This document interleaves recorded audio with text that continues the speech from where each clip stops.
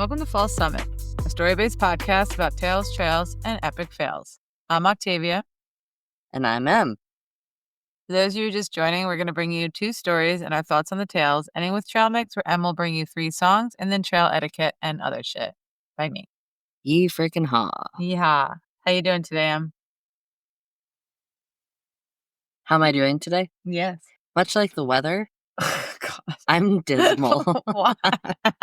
Because it's dreary out today. It's dreary. And? It's dreary out and cold. Okay. But other than that, You doing okay? Doing just fine. Yeah, well, I took my vitamins this morning. You took your vitamins? Yeah. That's so good. Do you want to hear what the regimen is? Yeah. We've got iron. Mm-hmm.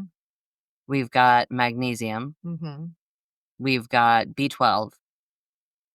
We've got, how do you pronounce this? Ashwagandha? Is that how? Perfect pronunciation, yeah. Is that it? As far as I know, yeah. Okay. And I think that might be it. Okay. For now. Yeah.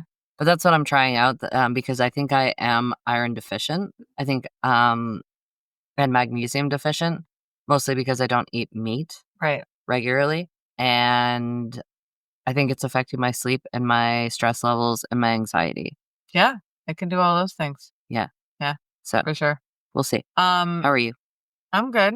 Great. I did take my B12 this morning as well. You did? Yeah. Well, I took my drink.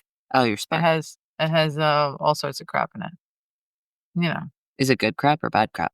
Mostly good crap. I'm sure there's some bad crap. Does it make your heart race? No, it just gives you a little bit of energy, but the energy comes from B12, B6, B8. There's a couple Bs in there. I feel like all the Bs are good. All the Bs are good. They give you energy. Yeah. I don't know enough about them. That's the problem is there's so many things out there. How do I know which vitamins I should be taking? Yeah. You just have to do the research. Because you could get really down a rabbit hole. That's why they make a multivitamin. Right. People don't have to think about it. You can just put it on autopilot. Yes. But what if levels of one thing are needed more than levels of another thing? Well, you can get a blood test. Yeah. Maybe I should do that. Yeah. Maybe I should go to the doctor. I think it's important that both of us get, to the doctors on a regular basis because we are really bad at that. Yeah, it's not uncommon to be bad at that. I know, but you're 40. Don't remind me. So yeah, you should probably be going to a doctor. Yeah, I think my hormones are changing. Yuck, gross. And you're now 30 because it was just your birthday 5 minutes ago. It was. And we had a birthday celebration on Monday. Yeah, for a 30-year-old birthday on a Monday. That makes sense. It was a rager. It was a rager. There were so many things to rage about. It was the ragiest of ragers I've ever raged at. Yeah. It was low-key. It was but it was nice. So we went to this tapas place and the food was good and the vibes were good and the people were fun. I thought. And I tried a pork dish. I did take a bite of your anchovy cake. I don't know if those were anchovies or some other type of teeny fish. Like maybe a mackerel. Maybe.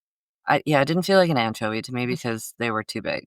And also, they didn't taste. Oh my god, it was so bad. A can, and you know how I can tell what a can tastes like? Yeah. Well, there's fresh. Oh, I guess it could have been fresh anchovies. I'm just always assuming that anchovies are in those little those little pullback lid can things. Gross. I can't. For anyone who likes them, apologies. Don't come after me. I'm not a sardine person. Yeah, after that, I was not either. I took a bite of it, and I had meant to get a tiny bit of the fish. Yeah, you didn't. I didn't. I got the entire fish on the cake. But also it made it uneven because you had a bit of cake and a lot of fish. It has to be ratio. Yeah.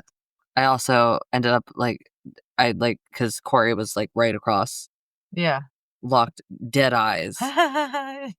And I'm trying not to vomit. Yeah. At the same time. So that was fun. Oh gosh. But it was really gross. Yeah. Man, no. There was the other dishes that were really good. The egg one, like that I missed. The one that you Yes. didn't get any of because everybody ate it too quickly. Darcel gobbled it up. I like was looked really over and she good. had like a huge portion on her plate. It I was was like, really good. well, little asshole. Yeah. Yeah. I don't know what my favorite was. I don't remember any of the other ones. Oh, the tomato toast was good. Oh, right, the tomato toast was That good. was yummy. Yeah. The endive salad was good.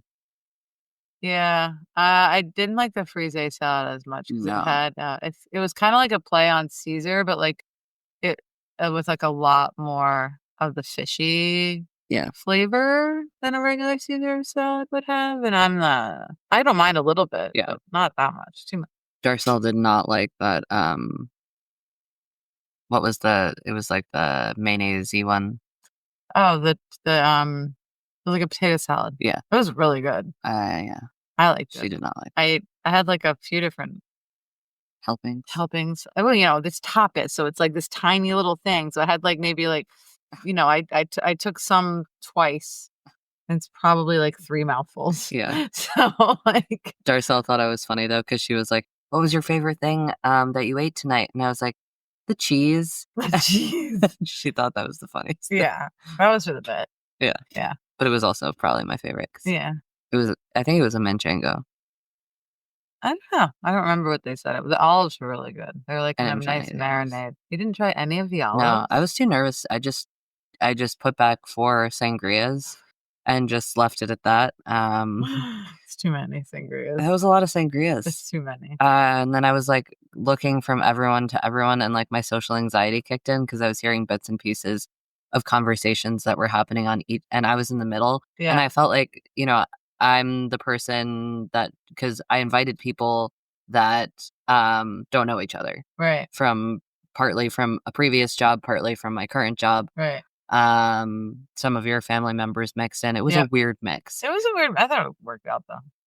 Yes, but for me, Yeah. who's trying to play like I'm trying to, pay attention to Terry over here because I don't want to be rude. I'm trying to hear conversations that are happening down here because Corey and Judd don't know pretty much anyone down on this end. Yeah. And I like could not even keep up. I was like doing this. I was like not being able to focus. I was like going in and out. Yeah, it's hard to do I think that, I dissociated. though. Yeah, it's hard to it's when you're in a group of, I think it was like 12 people.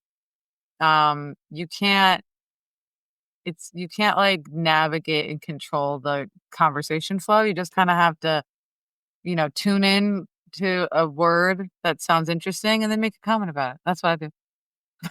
Yeah. And then Karina was like, because we went out to have a cigarette mid-meal, and she was like, I was asking if she thinks everyone's like, oh, having fun. And she's like, yeah, I think so. And she's like, Tave's a good middle person to have in the middle.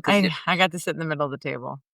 Yeah, nah, just talk to everybody about everything, and I get excited about stuff. And I usually, when I'm in a group of people, I try to find something that the other person or the group at large might find interesting to have as a conversation to like talk about. And then I'll usually start with something from my own experience, and then I just sit back and let the rest of the conversation kind of happen. You never sit. What are you talking about? You are the queen of interjections. Yeah, well, I mean, I sit back, I listen, and then I interject whenever I find there's an opening that and I have something I want to contribute. Yeah, which is more often than not. Yeah, I was gonna say you're like one of those people that thinks about the thing they want to say and then waits for the moment for it to. Yeah, but I'm also listening actively because otherwise I will lose the thread of the conversation. But my ADD kicks in. I'm like, I have to say the thing now. I think I self-sabotage myself because I was trying really hard to like listen. Yeah. But like by the time I would listen and there wasn't a moment for me to say anything because it had already passed. Like conversations, what are those? Yeah. I don't know how to conversate. You have to just wait for there to be like the slightest of pauses, and then you say, oh, and then the other person almost tries to talk at the same time, and then you decide who's going to go first. Yeah. Well, They're always going first because have you met me? I'm just like, go ahead. After you. That's not true when we have a conversation. No, and you get a word in edgewise. Oh, yeah, for sure. And I almost said an erd and wedgewise. An erd and wedgewise. Exactly. No, when I'm in a smaller group, I think I excel a little more. Yeah. Because, or like a one-on-one conversation. Oh, yeah, most people do. I would think, right? No, so cool. Oh, yeah, I guess you're true. I guess you're right. Like it brings, like bigger groups bring out there. Oh, I guess yeah, that makes sense. I was just thinking because if you're in a smaller, you have more of the attention of the people, and I don't know. Some people are also not good at social cues when it's like they need to stop talking to let other people talk. I had to learn how to do that. I'm much better now. Yeah, you are better. Yeah. Yes. Thank you. You have learned. I have. I taught myself. I'm like, I can't just monopolize. I have to like ebb and flow. Sometimes I kick you under the table, though. Only when we're having like one more. You kick me under the table when it's more like me and you and like another couple, or me and you and like your mom, and I say and you something. Always call me out on it. Yeah, of course. You're kicking me under the table. It's annoying. Yeah, but that's for point. I know reason. But don't kick me under the table then. Okay, anyway. But no, all in all, I thought it was a good group of people. I really liked Darcel. She came out of her shell a little more. Oh yeah, her story when she went to Paris was so good. She went on a date and I was like, oh my God, that's so good. And she was like, oh my God, I was really glad that my brother-in-law was able to come because I thought he was a good addition to the group of people. He's very smart. He has a lot of things, interesting things to say. Yeah, for sure. Yeah, that was a good group of people. Anyway. Yeah, and I think that we should go out with some of them again. Yeah, individually yeah. Or like smaller group. Yeah. Unless like, because it's always going to be awkward when it's like two sets of groups that don't know each other mixed together. Yeah. And that's what happened is like one group's out on one end, the other group's out on the other, and it was kind of like segregated. Yeah, my intention was to make people sit more mingled, but then nobody was listening to me. And I kind of just did what they wanted, so it was fine. Yeah, whatever. You can't control people. We've also been watching Hacks lately. Oh my God, we rewatched it from the beginning. Yeah, rewatched it from the beginning. There's 3 seasons. We're at the beginning of season 3. When did that season 3 come out? Recently? I don't know. I actually don't know. But I love them. I love every character. Their dynamic is hysterical. I love them, and I want them to be lovers so bad. But I feel like their relationship is more organically friendship, like a colleague, like a respectful, like. I think it could be both. I don't know. Either way, I don't want them having sex. Okay. I want them to just be really good colleagues that make really funny shit. Amazing. I hope that happens for them also. No, you don't. You want them to That's not the only thing I want out of their relationship. No, you just want them to get to it. I want there to be that plot line at some point where, and it doesn't have to be sex. I want it to be acknowledged that it's like they do have. You're only saying that because you saw it on social media. And I agree with it, though. After seeing it, they have a chemistry together that's a little more than friends. And the only reason why people are saying that is because of that one scene when she got confused with her maternal thing. There was some scene where she was like having a dream. Yeah. And then she like yelled at the daughter and she's like, I'm not attracted to your mother. I'm just mental. If you haven't seen the show though, it is very good. I encourage anyone to has seen it already or people to watch it. Let us know if you agree with what we have said about their relationship. Do you agree with me? Or they should just keep it platonic? Or do you agree with M? And they should just get it in the sheets real quick. Or just stare longingly into each other's eyes. Or kiss. Or just like Doesn't have to be sex. Okay. Well, and on that note, let's we have a good story. Good two stories. Two good stories. And let's get into it. Two of the good ones. Yeah.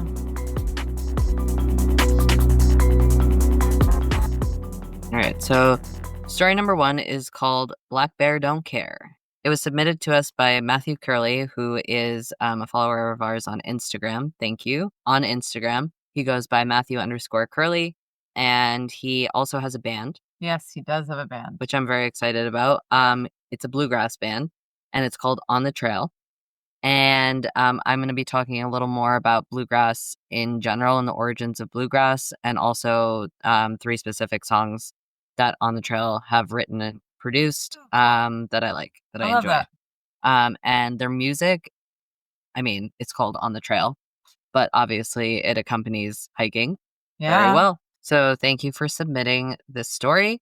And you can find Matthew's band On the Trail at On the Trail Bluegrass on Instagram. Nice. Yep. And Spotify. Oh, awesome. Love it. All right. Let's get into it. My wife and I were deep in the Great Smoky Mountains, midway through a grueling 13-mile hike. We had just summited our peak and were on the descent, legs aching, but spirits high. The forest was eerily quiet. No other hikers, no distant chatter, just the crunch of our boots on the trail and the occasional rustling of leaves. We hadn't seen another soul in hours. It was just us, the trees, and the endless wind. About 7 miles in, as we rounded a bend in the trail, we stopped dead in our tracks. 20 feet ahead of us, an adult black bear stood squarely in our path. Time froze. No bear spray, no weapons, just 2 backpacks, our hiking poles, and an overwhelming sense of oh shit. We locked eyes with the bear. It didn't seem aggressive, yet, but it also wasn't in a hurry to leave. Instinct kicked in. We slowly turned around and started hiking back uphill at a brisk pace, putting distance between us and the bear without making it look like we were fleeing. No, black bears aren't that aggressive usually, unless you get between them and the cub. Yeah, but it's better safe than sorry. Totally. I mean, I would have also backed up and went the other way for sure. I don't know if I would have gone the other way. I think I would have cut through and tried to loop around a little bit, but I want to go back. I don't want to. Then what's to say when you come back down again that you're not going to run into it again? Yeah. How do you know it's gone? Yeah, that's true. Yeah, I don't know. Good point. 30 seconds later, I glanced over my shoulder. The bear was following us. Not running, not charging, just moving, closing the gap with an unsettling calmness. My pulse spiked. We picked up the pace. Another 30 seconds passed, and I turned around again. This time, my stomach dropped. The bear had broken into a gallop. It was coming for us. Damn. Yeah, no. I'm just picturing, in my head, what my reaction would be to this versus what your reaction would be to this. Yeah. And I know for a fact that you'd be a lot calmer than I was. Yeah, than you would be. Than I would be. Yeah. But I also, you know what? I don't know, because bears really freak you out. But I think that I guess I was going to ask you. I guess it's not. Okay. What do you think you'd be doing if a bear was galloping at you when you turned back around? Huh. I guess I would. Oh, I mean, it would depend on the setting I was in. I would hope that there would be some big trees nearby that I could possibly hide behind. Grab a big stick, because black fight back, and try to, if it's coming at me, try to, swing before it gets to me. Right. And try to knock it out. Not knock it out, because I think that would be difficult, but give it a second thought to whether or not it should be doing what it's doing. Try to scare it. Yeah. So I think, without bear spray, without a pot and a spoon, like you would normally have, I would probably try to do that. That would be so scary. What would you do? I feel like I might freeze. Really? Yeah. Be lunch? Bear lunch? I feel like my brain would not compute. I've been in stressful situations before that are way less stressful than that, and my brain shuts off. It does not know what to do. I can't find a sock. Yeah. Oh, yeah. And that's the end of the world. End of the world, yeah. It's stressful. There is no more world, but this sock is missing, and it's in plain sight. We should all duck for cover. Right. Yeah. So I'm trying to picture what would happen if I got in. But then again, like, would my instincts kick in, like in survival instincts? Right. Because I've been in like situations where like I witnessed like a car crash or something like that, and I was able to like snap into a different mode. Okay. Where I put myself in the other person's shoes and like they needed my help. So like I was able to go out of myself and do the thing. Yeah. I think it's when it's somebody else's crisis, it's easier. Maybe. Yeah. Yeah. Anyway, let's find out what happened. Mm-hmm. Okay. So last we heard, bear is broken into a gallop. It's coming at them. Terrifying. Yep. Panic took over. My mind scrambled through the fragments of survival advice I'd heard over the years. Black bears, are they the ones you fight off or play dead for? I couldn't remember. My only reference was whatever Google could tell me, so I did what any rational person would do. I pulled out my phone. Oh my God. Of course, deep in the mountains, there was zero signal. Why would you pull out your phone at a time like this? You gonna Google it right now? That is what's happening. With nothing else to go on, I made a split-second decision. I planted my feet, turned to face the bear, and at the top of my lungs, I screamed, "No bear! No bear! No." No bear! No bear! You don't go here, bear. Stop it. Oh, gosh. Are we keeping that? Yeah, fuck yeah. Okay. The bear skidded to a stop, tilting its head slightly. It wasn't scared, but it was watching us now, evaluating. We took a cautious step back up the trail. The bear took a step forward. Another step back, another step forward. Then in an instant, it lunged again. It was within 10 feet of us now. I spun around, hiking poles raised, waving them wildly in the air, and bellowing like a lunatic. No bear, no bear. But also you have to be like flailing. No, but they can't see me. I know, but no just makes bear, no swishing bear. sounds. Swish, swish, swish, swish. For a moment, it felt like we were locked in a standoff that could go either way. A minute passed, then another. Every second stretched unbearably long. Unbearably. Oh, yeah. You're so funny. Yeah. And then, just as suddenly as it had started, the bear lost interest. It veered off into the woods, still close, still watching, but no longer advancing. There was only one problem. The trail home led right past the bear. Oh, jeez. Bushwhacking time. With no other choice, we moved. Fast. The last 6 miles became a blur of adrenaline-fueled speed hiking, covering ground at a record-setting pace. By the time we reached our campsite, our legs were burning and our nerves were shot. The next day, with cell service restored, we called the park rangers to report the encounter. What they told us sent a fresh wave of chills through us. That exact area had a bear attack just 1 week prior. Rangers had been trying to track the bear responsible, but hadn't caught it. There was a good chance we had just come face to face with the same bear that had attacked another hiker, half a mile from where we had our standoff. Oh, jeez. It was terrifying. It could have ended so much worse. But we're still hiking. Always will be. Just maybe with bear spray next time. Yeah, or a pot and a wooden spoon. All right. You know what? One of these days, that will come in handy, and it'll save both our lives. Yeah. And you will be glad that I had the pot and the spoon. Of course. No diss. No tea, no shade. Be jangling away until then. Jangle, jangle. Jangle, jangle. Wow. Man, that's wild. Insane. I mean, but they didn't say if the bear attack had killed the person or if it was just like attacked them. So hopefully, but either way, that's hopefully the person who got attacked by the bear is not dead and is alive to tell the tale. But these guys are, because they used their, poles and yelling, which is what we were saying before. That black fight back and to bang stuff. Right. Make loud noises, or grab a giant, log and try to hit it with it. Throw rocks at it? I don't know. Do whatever you gotta do. Yeah. To survive. Yeah. But it was a black bear, which we have around here.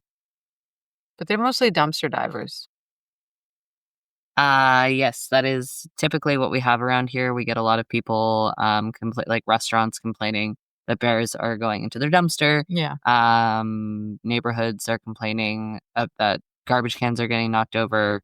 My mom complains about bird feeders. Oh yeah, I forgot about that. So yeah, they're they around. Make it away. They make their way. Don't you remember we were out on the porch? I think it was in the summer, and we saw one run through my mom's yard.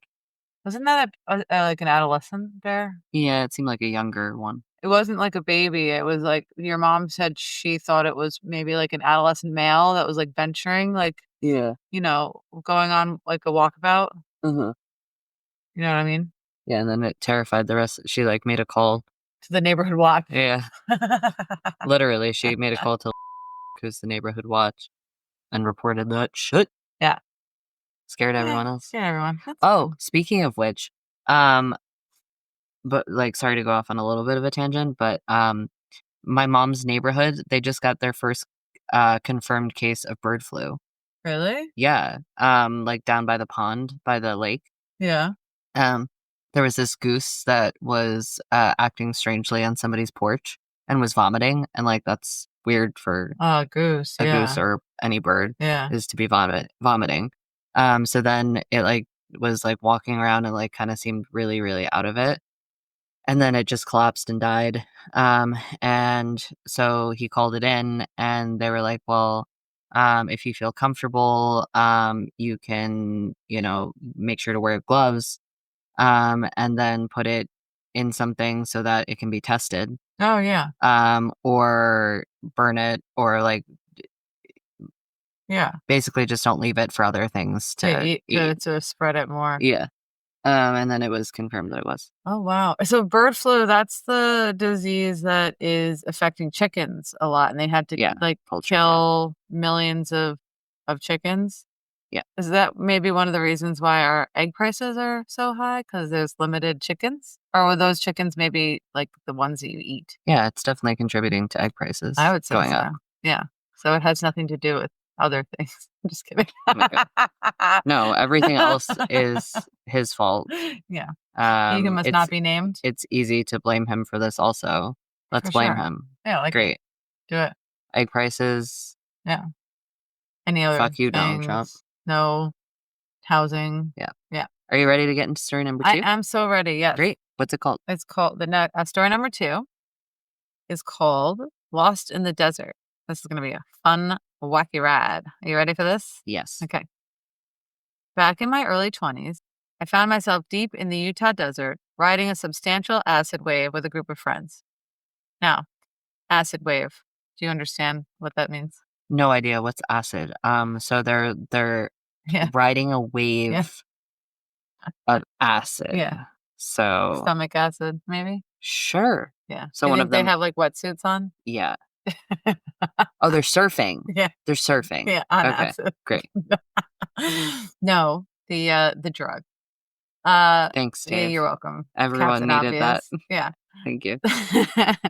The sun was low in the sky, casting that unreal golden glow over the sandstone, the kind that makes everything feel both ancient and alive. As the trip settled in, I decided to take a little solo jaunt away from the camp, eager to soak in the raw beauty of the landscape. At first, everything was perfect. The desert stretched endlessly in every direction, red rock formations twisting into strange, impossible shapes, the sky an impossibly deep shade of blue. After about 30 or 40 minutes of aimless but inspired wandering, I stumbled upon what felt like an absolute ideal spot. A smooth, sun-warmed slab of rock that seemed designed for contemplation. From there, I could see my camp and my friends in the distance, tiny figures against the vastness of the desert. I had no worries, just a deep, unshakable appreciation of how small I was in comparison to everything around me. Time blurred. Maybe I sat there for minutes, maybe an hour. Acid has a way of making you lose track of that kind of thing. Eventually, I decided it was time to head back. Simple enough, right? I could literally see where I needed to go. And then I stood up. That's when I realized I had no idea how the hell I got where I was. Have you ever done acid? I don't think so. You think you'd know? Yeah, I don't think so. I haven't either, but my dad has. Because he was like a deadhead, and so he did all like that stuff.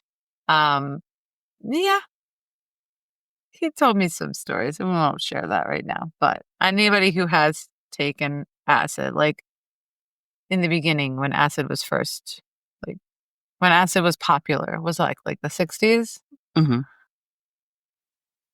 70s, late 60s. late 60s. So yeah, no, he told me some funny stories, and so if you're in a safe environment, sounds like fun. See, this wasn't just any stretch of desert. This was cryptobiotic soil country, a fragile, living crust of ancient microorganisms that takes decades, even centuries to grow. And if you step on it, you don't just leave a footprint. You destroy a delicate ecosystem that might not recover in your lifetime. So, like any halfway respectable desert wanderer, I had been carefully making my way only on solid rock, hopping from one stone island to the next. And now, staring out at the landscape, I realized I had no actual path back. I'd zigzagged my way out here on instinct, following whatever rocks seemed interesting or conveniently placed at the time. But retracing those steps? Impossible. Every route I tried ended in an impossible sea of cryptobiotic soil, mocking me. I've never heard of cryptobiotic soil. Have you? No. I have not. I'll look it up. Don't crush the cryptobiotic soil in Southern California. Cryptobiotic soils, also known as biological soil crusts, are living communities of microorganisms that create a hard-ended crust on top of the soil.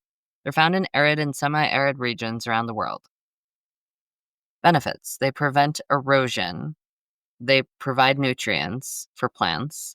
They intercept and store water, which helps plants in the arid regions. So yeah. You think that's where we grew out of? Us humans? Out of Cryptobiotic soils? Yeah. Sure. Yeah, why not? It's one theory. Thanks for sharing that. I wasn't sure what it was, and now I do. Now I do. So I have to be careful if I go to the desert. I kind of know what I'm. Yeah, sure. Oh, microorganisms. Teeny tiny organisms. Yeah, I just don't. They're teeny tiny. Right. So they're teeny tiny, so they don't exist.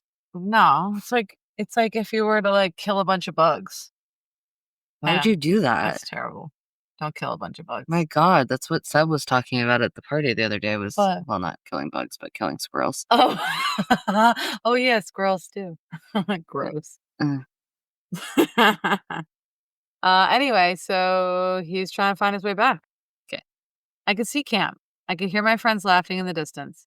Yet I was absolutely stuck.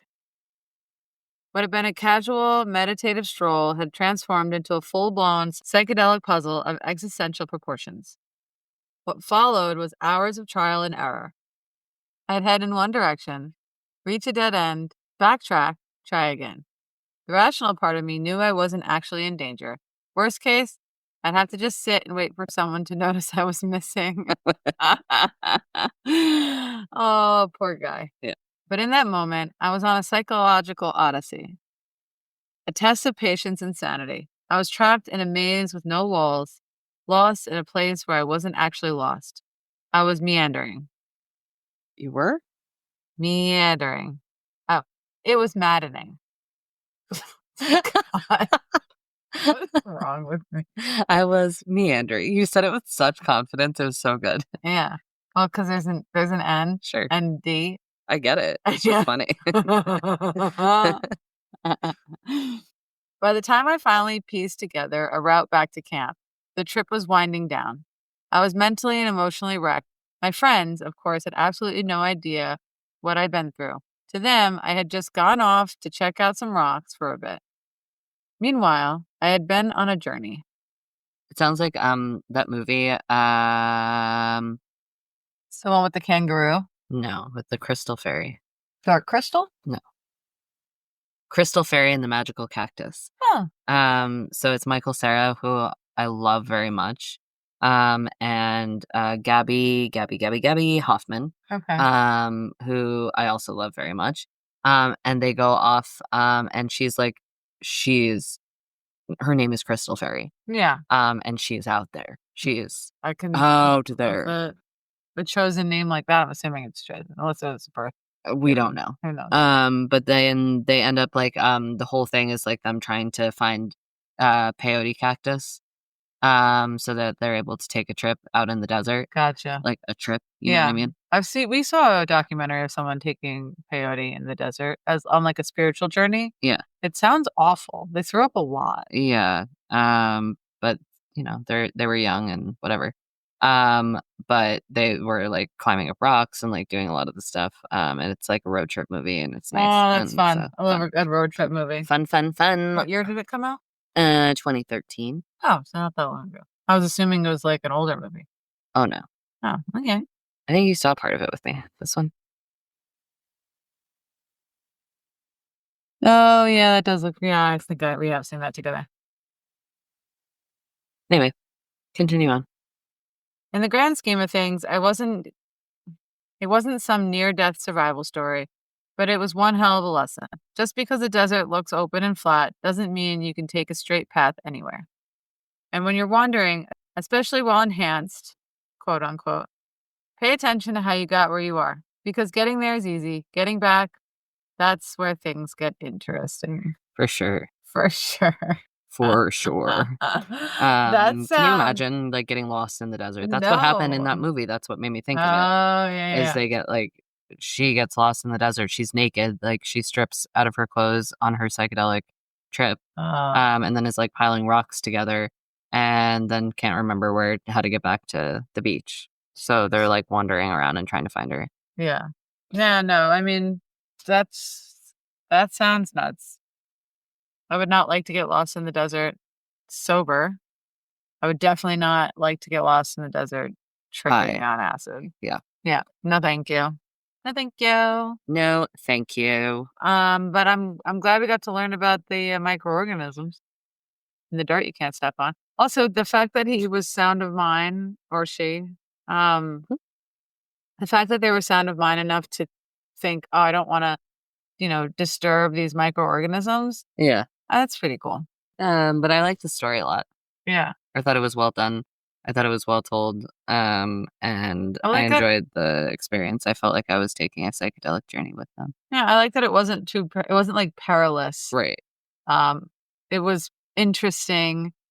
Nobody was in real danger, but he had to figure out what the hell to do to get back.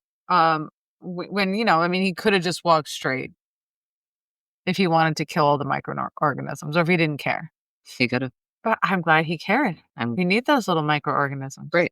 And knew enough to know that. Yeah. Like, not everyone would know that. No. They just think it's weird dirt. Yeah, totally. I would have just been like, oh, weird dirt. Cool. Step. Destroy. Crunch. Yeah. Not anymore, though. No. Now we're going to be more conscious about that. What it looks like. Right. And not doing that. I might forget the name, though. What was it called? Cryptobiotic soil. Cryptobiotic soil. Yeah. Okay. For all those crypto bros, don't step on the soil. Oh God, don't do anything. If you're a bro, it's just sorry. Anyway, let's get into trail mix. Great. That's trail our mix. Next segment. So as promised, I'm going to be talking a little bit about the origins of bluegrass, since the trail mix is all about the band, Matthew Curley's band, On the Trail. Nice. And I picked out 3 songs that I enjoyed of theirs, and then here we go. Cool. Bluegrass wasn't born in a recording studio or a concert hall. It was raised in the hills, shaped by calloused hands and carried on the wind through valleys and ridges. It's the music of front porches and barn dances, of coal mines and farmland, of sorrow, resilience, and celebration. The story begins in the early 20th century when Appalachian settlers, many of Scot-Irish descent, brought their fiddle tunes, ballads, and storytelling traditions to the rugged terrain of the American South.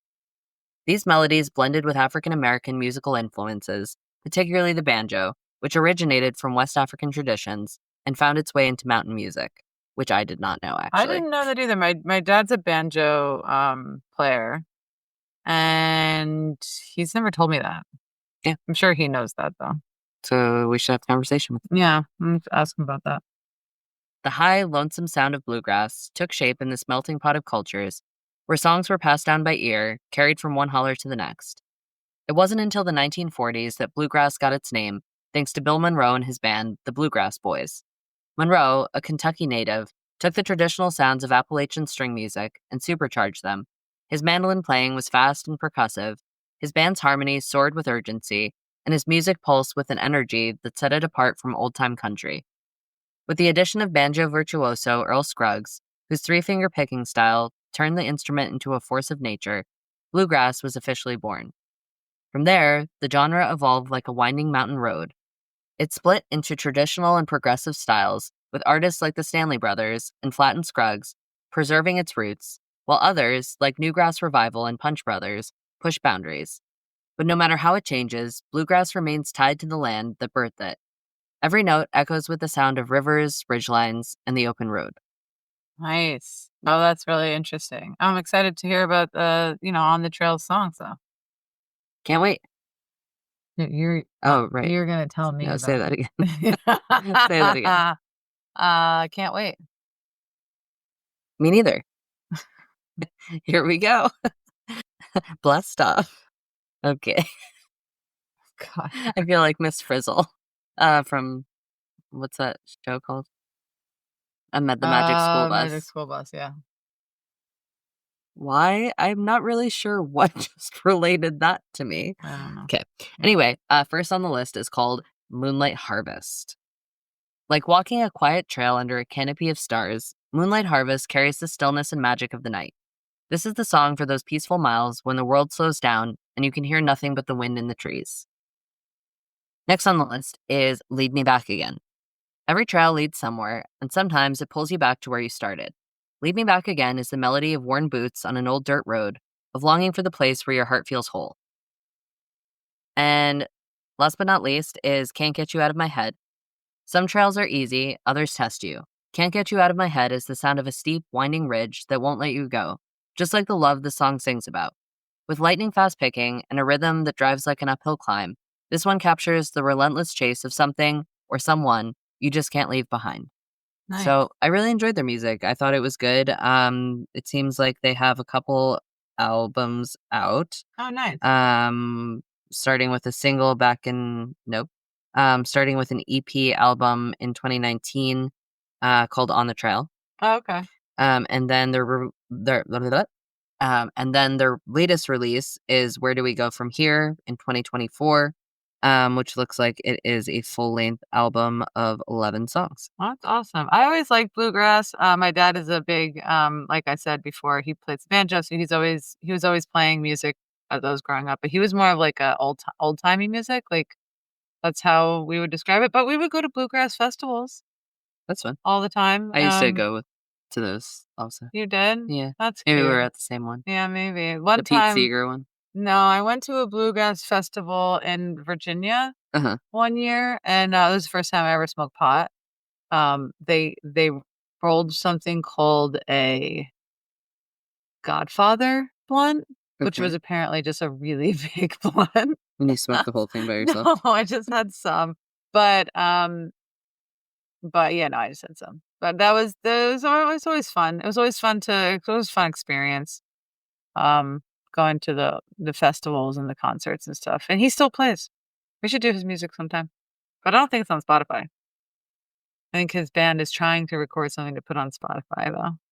They should. Yeah, they didn't have Spotify back in the day. Yeah, they're still getting with the times. Yeah, I think they still had like records. They can make a record. Yeah, people would buy it. Oh, for sure, I agree. I love a record. I love the sound of a record. But thank you. Thanks for that trail mix. You're welcome. You ready for trail etiquette and other shit? I sure am. What's the theme? Today we're gonna learn about the desert survival. Today we're gonna learn about desert survival. Desert survival? Desert survival. Desert survival. Let's go. Okay. If you're venturing into the desert, understanding the environment is key. Here are crucial tips to keep you safe if you get lost. Number 1, fire is your friend. Desert nights can be freezing. A fire provides warmth and signals rescuers. Use sage, dry brush, or animal droppings as kindling. A multi-tool with a built-in ferro rod makes fire starting easier. 2. Preserve sweat, not water. Your priority is maintaining body temperature. Stay in the shade, avoid exertion in direct sunlight, and let the breeze cool you down. So, like, I'm assuming that means, like, if you're trying to hike, if you're, like, trying to go somewhere, go, like, at the dusk and dawn portions of the day. Yeah, not in the dead center of the day. Yeah, don't travel in the dead center of the day, and also not at night, because you'll get lost more, I think. And it's also really cold at night. Yeah. Yeah. This is another one that I thought was really interesting. Number 3, don't drink the cactus water. Contrary to myth, most cactus contain toxic water that can worsen dehydration. Don't drink cactus water. It's not pure enough. Did you know that? No. You've heard that though, right? No. You've never heard to drink the cactus water if you're in the desert and you don't have any water? Nope. That cactuses have water in them? I know they have water in them, but I've never heard of people drinking them. Huh. Yeah. Don't do it. Okay. Yeah, I won't. good. Stay off the ground. Desert floors can be scorching. 30 degrees Fahrenheit hotter than the air. So if it's 100 degrees, it's 100. The ground is 130. That's crazy. That's hot as fuck. It would burn your tuchus. Yeah. Sit on a cushion or gear or even a car seat if you're stranded. I don't know, if you don't have anything with you, maybe sit on a cactus. No. You don't you can't drink cactus water and you can't sit on cactus spikes. Because it'll stab you in the butt. Right. Right. I forgot about those things. So don't do that. Don't do that. Don't sit on a cactus. Don't drink the cactus. Keep your clothes on. Yeah. Don't eat a cactus. Although I did hear that you can keep your clothes on is the next one. I did hear that you can eat cactus and that there is a cactus taco that people make in parts of the world where cactuses are more abundant. Have you ever heard of cactus taco? Nope. Well, next time we're in an area that has cactus tacos, we have to eat cactus taco because that sounds like fun. You're looking it up, aren't you? Yeah. Obviously. Sure. Duh. It's a thick stew of meat, chilies, and cactus. Oh, okay. With paddles from the prickly pear cactus. Oh, so it's a certain type of cactus. Yeah. All right. I'd assumed that, but I didn't know what kind you needed. Yeah, so. All right. Prickly pear cactus tacos, everyone. Everyone gather round. Yeah. Don't eat the cactus unless you know what a prickly pear cactus looks like. It's kind of like mushrooms. You have to be able to identify it. Number 5. Keep your clothes on. Yeehaw. No streaking. No sex in the desert. Yeah, because if it's in the daytime and it's 100 degrees out, you're going to be like, I'm so hot, but the clothes actually covering your skin prevents sunburn, slows dehydration. Keep your clothes on. Don't get naked. No naked. Even if someone tries to convince you, just say no. You have that option all times, not just in the desert. Oh, yeah. So you can always say no. You can always say no. It's valid. Yeah. It's a valid response. Totally. And people should respect it. 100%. And if they don't, it's something else entirely, and it's bad. Yeah. And it's not great. And, and people get your bear spray out. Yeah. Yeah. Number 6. Okay. Stay high to stay dry. So does this mean that I have to get stoned before I go? That doesn't mean that you have to get high before you go. Oh. That's really funny, though, that you would think that. Stay high to stay dry. Well, I don't know. Bring your edibles, bring a blunt, bring a joint. I don't know. Sure. And then you're good. And then you'll stay dry. Yeah. Okay. Say what it actually means. But apparently, stay high to stay dry means that there are flash floods that are deadly in the desert. Avoid canyons and lower lying areas. More people drown in deserts than die of thirst. Did you know that? I did not. I did not know that. Yeah. Last but not least, always tell someone your route. Survival starts with preparation. Always tell somebody if you're going into the wilderness. That should just be on a t-shirt. But we should also just keep reiterating that because a lot of the stories that we read, people don't do that. Yeah. Bring a beacon. Always bring a beacon. Yeah, or a GoPro. Yeah. That's for cameras. Never mind. Don't do that. You could also bring a GoPro so that when somebody finds your remains, they'll know exactly what happened to you. Yeah, you'll have a nice diary entry. And they can write a book about you. Yeah. So this is what not to do. That's not going to be our book. What not to do. Yeah. Yeah. Well, I think that's it from us crazy folks here at Falls Summit, where every mountain is just one more almost there. So what do you think of the story, Dave? Final thoughts? Yeah. What are your final thoughts? My final thoughts are that if I ever have a bear charging me, I'll know what to do. No bear, no bear. With trekking poles waving wildly in the breeze. Doing it. Yeah. No, I know. I could see you. They can't. Oh, right. So I'd describe it. Oh, okay, yeah. And do acid in the desert, but make sure that you're being safe with those microorganisms. Right. And know where you're going. Maybe stay put. Well, no, I mean, I think he was fine. He wanted to go meditate. He wanted to have a spiritual experience on the big rock. But maybe Hansel and Gretel it. Leave a little trail. Yeah. Yeah. Yeah. Mark the stone that you were on. Bring I don't know, something to mark your path. Chalk. Yeah, chalk could run off. I was thinking more croissants. Leave a croissant each time. Yeah, on each new rock. And then a weird lizard would come behind you and just go. You can get the mini croissant, I feel like something would get it. Yeah, it would. No, I like your chalk idea. Or also you could just make cairns on each one if there's little rocks nearby. It would take forever. It's a journey. My God. It's not about the destination. It's about the journey. You're on a spiritual quest. He would not be high anymore by the time he reached his destination. You could be high on acid for a really long time. 8 hours, usually. Yeah. So I think you have plenty of time to get the job done. Yeah, maybe. Yeah. Oh, man, not for me. I would take 8 hours on that one cairn. 8 hours. 8-hour cairn. Anyway, I like both stories. As always, love them all. Yeah, you can find links in our show notes. If what are my thoughts? What are your thoughts? What are my final thoughts? Yeah, what are your final thoughts? I got nothing for you. You covered so it. Annoying. I like both of them. Although I will say I am a sucker for a desert story. I know you are. I am a sucker for any kind of spiritual quest. Yeah. So I like that one. Okay. For those reasons. Right.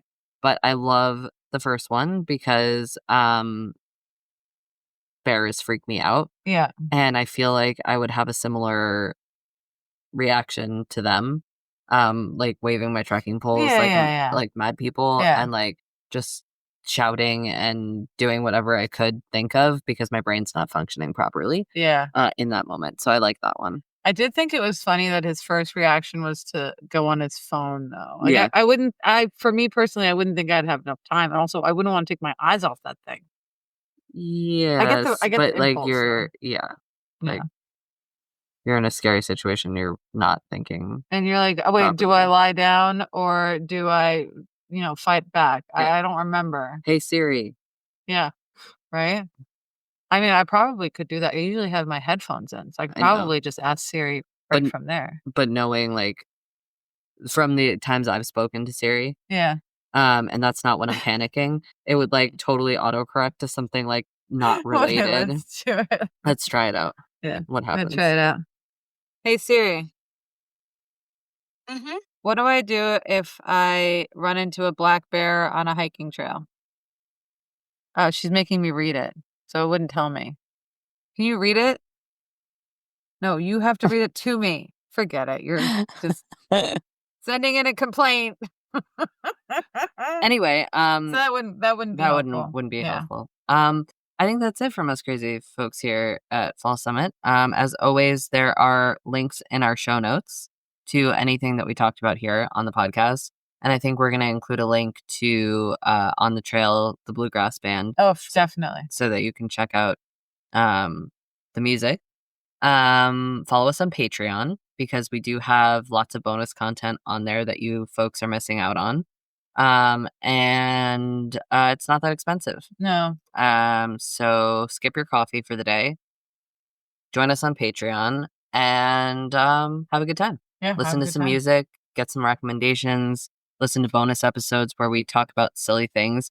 We're a lot more free on there, if you can imagine that.